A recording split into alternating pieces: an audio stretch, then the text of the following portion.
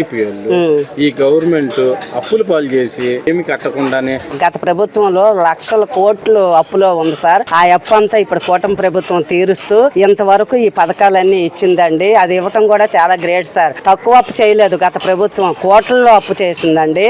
ఆ అప్పు తీర్చుకొని ఈ రకంగా చేస్తుంది ప్రభుత్వం అంటే ఇంకా 4 ఏళ్లలో ఇంకా అద్భుతంగా పరిపాలన జరుగుతుందని మేము అందరం ఆశిస్తున్నామండి. ప్రజెంట్ ప్రతి ఆడబిడ్డ కూడా చాలా సంతోషంగా ఉందండి. ఎందుకంటే గంజాయి తగ్గింది, తాగుడు తగ్గింది.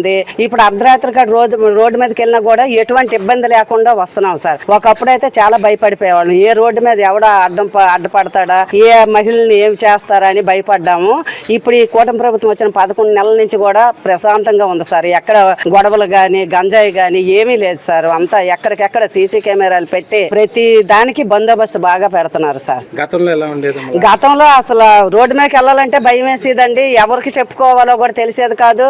అప్పుడు పోలీస్ వ్యవస్థ అంటే ఆ నాయకులను బట్టే వాళ్ళు కూడా చేసేవారు అనుకోండి, వాళ్ళని అంటానికి తప్పులేదు.